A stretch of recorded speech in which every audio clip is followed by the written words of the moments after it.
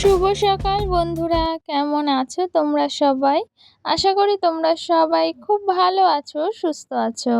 আমার চ্যানেলে নতুন আরও একটা ভিডিওর সাথে তোমাদের সকলকে জানাচ্ছি অনেক অনেক স্বাগত আর ভালোবাসা।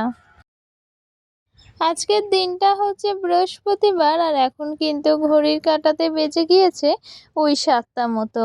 আর এইদিকে কিন্তু সকাল সকাল আমার সমস্ত কাজকর্মই প্রায় সারা হয়ে গিয়েছে। মানে ওই যে বাসি কাজকর্ম থাকে সেইগুলো কিন্তু প্রায় হয়ে গিয়েছে।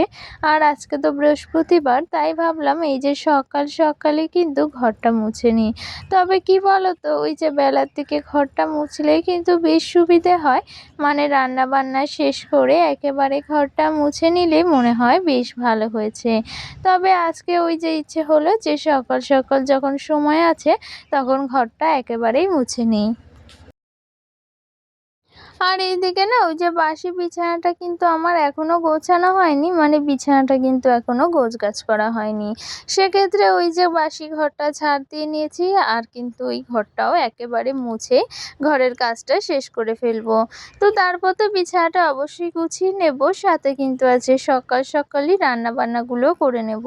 তোমরা তো প্রায় দেখেছো যে বৃহস্পতিবারে আমি সকাল সকাল রান্না বান্নাগুলো করে নিই, সেক্ষেত্রে কিন্তু আমার বেশ সুবিধে হয়। তো যাই হোক, দেখো তোমাদের সাথে কথা বলতে বলতে ঘরটা তো আমার প্রায় মোছা হয়েই গিয়েছে, সাথে মা বাবার ঘরটাও মুছে নেব। তো সকাল সকাল সমস্ত কাজকর্ম নিয়ে কিন্তু ব্লগটা শুরু করে দিয়েছি। তো তোমরা পুরো ভিডিওটা দেখতে থাকো, আশা করি তোমাদের বেশ ভালো লাগবে। আর এইদিকে তো ঘরের সমস্ত কাজকর্ম সেরে চলে এসেছি। আর এইদিকে দেখো ওই যে সকাল সকাল যে বাসনগুলো ধুয়ে দিয়েছিলাম সেই বাসনগুলোই কিন্তু এখন রান্নাঘরে সাজিয়ে রাখছি। আর ওই যে কি বলো তো, বাসনের না ওই গামলিতে রাখা যায় ওই যে জল ছড়ানোর জন্য। সেক্ষেত্রে না ওই যে গামলিটা তো প্রয়োজন হয়, তাতে কিন্তু ভীষণ অসুবিধা হয়ে যায়। তো ওই যে ভাবছি কিন্তু একটা ছোট গামলি কিনবো বা একটা ছোট ঝুড়ি মতো কিনবো এই যে বাসনে জল ছড়ানোর জন্য। তো দেখা যাক কি করা হয়। তো ওই যে সমস্ত কিছু কিনতে গেলেই তো একটু অপেক্ষা করতেই হবে। যেহেতু ওই যে কি বলো তো, আমরা মধ্যবিত্ত ঘরের বউদের কিন্তু চাইলেই সব কিছু হুট করে কিনতে পারি না। সেক্ষেত্রে একটু তো সমস্যায় পড়তে হয়, তার জন্য কিন্তু একটু অপেক্ষাও করতে হয়।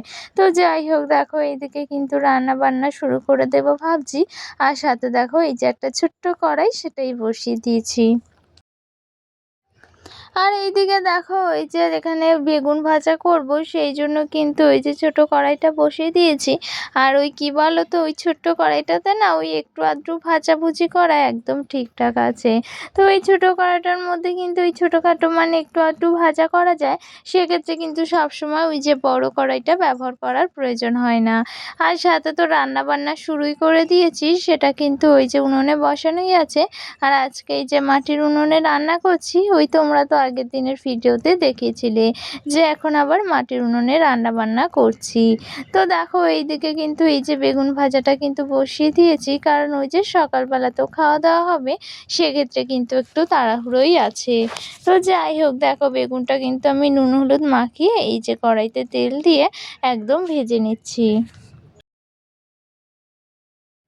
আর ওই যে কি বলতো, আজকে রান্না বান্না তো নিরামিষ, আজকে তো বৃহস্পতিবার, সেক্ষেত্রে কিন্তু তেমন কিছুই রান্না বান্না হবে না। এই যে বেগুন ভাজা করছি এটা দিয়ে কিন্তু দুপুর অবধি হয়ে যাবে। আর সাথে কিন্তু ওই যে টকের ডাল করেছি, আর সাথে করেছি পটল আলুর তরকারি। তো এটা দিয়ে কিন্তু আজকে সারাদিনের রান্না বান্না হয়ে গেছে, আর সাথে কিন্তু ওই যে রাতেও হয়ে যাবে। আর কিন্তু ওই যে আম আছে, রাতে কিন্তু দুধ আনা হবে, সেটা দিয়ে খাওয়া দাওয়া করা হবে।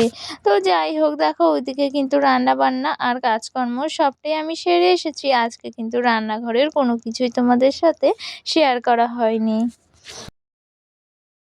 তো আজকে একেবারে রান্না-বান্না সেরে রান্নাঘরটা একদম পরিপাটি করে গুছিয়ে নিয়েছি। সাথে কিন্তু এখন স্নানটাও সেরে নিয়েছি।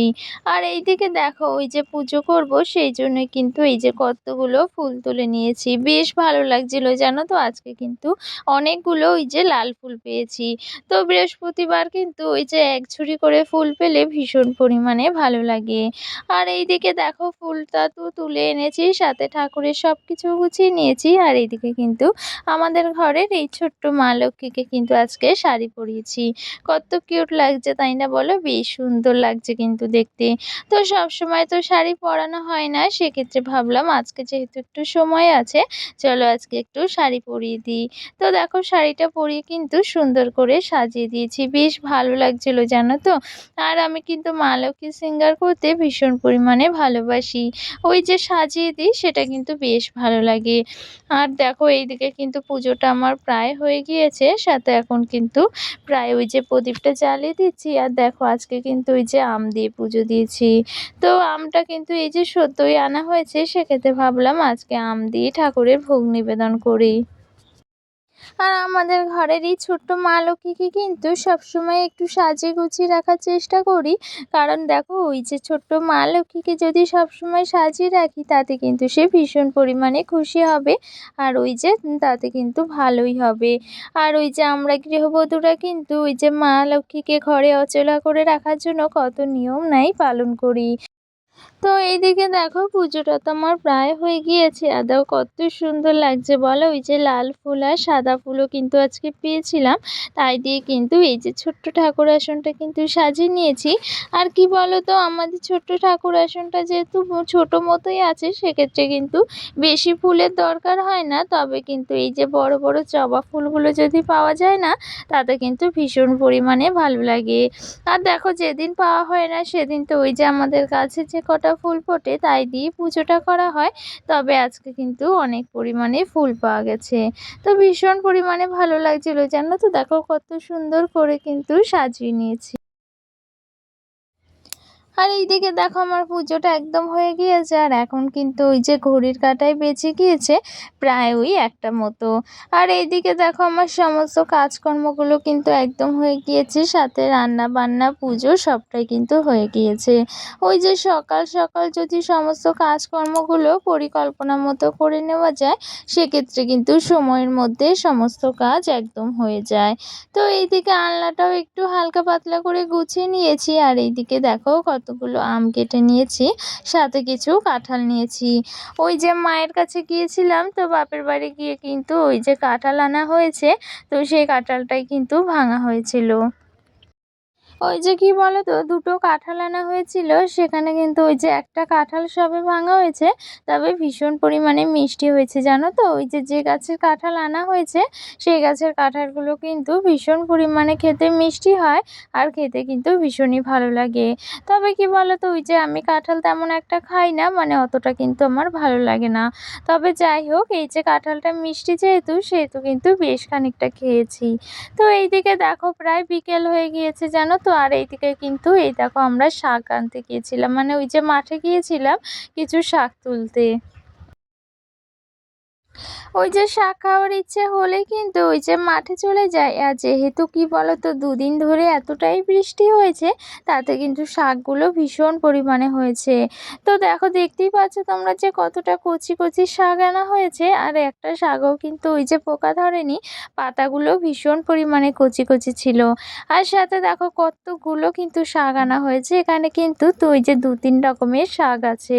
আর দেখো ওই যে পাট শাকের পাতাগুলো কিন্তু বেশ বড় বড়, তবে কিন্তু একটা পাতাতেও পোকা লাগেনি। তো যাই হোক, দেখো ওই যে দুজন মিলে গিয়েছিলাম আর শাক তুলে এনেছি কতগুলো। তো এই শাকগুলো কিন্তু ওই যে ২-৩ দিন প্রায় খাওয়া যাবে। কারণ কি বলতো, ওই যে এই শাকগুলো কিন্তু প্রায় ১ ব্যাগ শাক রয়েছে, সেগুলো কিন্তু ওই যে ২-১ দিনে খাওয়া সম্ভব নয়। আর আমি যেহেতু শাক খেতে ভীষণ পরিমাণে কিন্তু ভালোবাসি, তার জন্যই কিন্তু ওই যে শাক খাওয়ার ইচ্ছে হলেই ওই যে মাঠে গিয়ে এরকম এতগুলো করে শাক তুলে আনি, তাতে কিন্তু ওই যে ২-৩ দিন ধরে খাওয়া যায়। আসলে কি বলতো, ওই যে বাজারে গেলে তো টাকা দিয়ে কিনে অবশ্যই এইসব কিছু পাওয়া যায়, যেহেতু বাজারে এগুলো সবসময় বিক্রি হয়।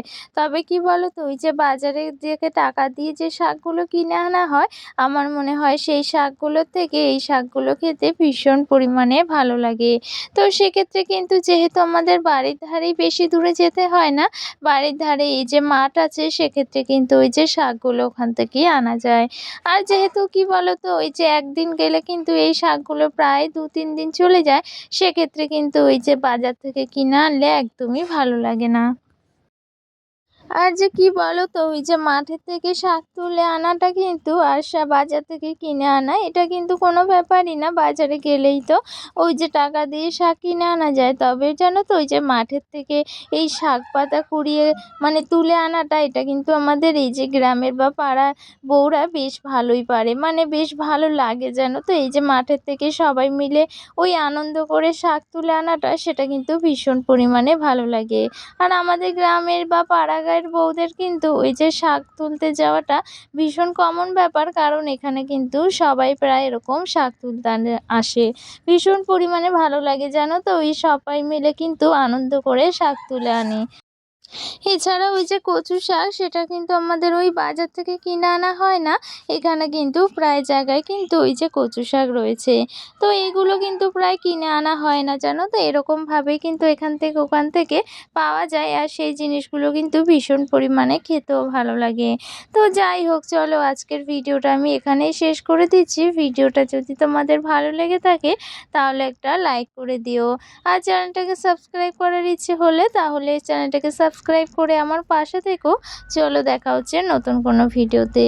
ততক্ষণ তোমরা ভালো থেকো, সুস্থ থেকো। চলো টাটা।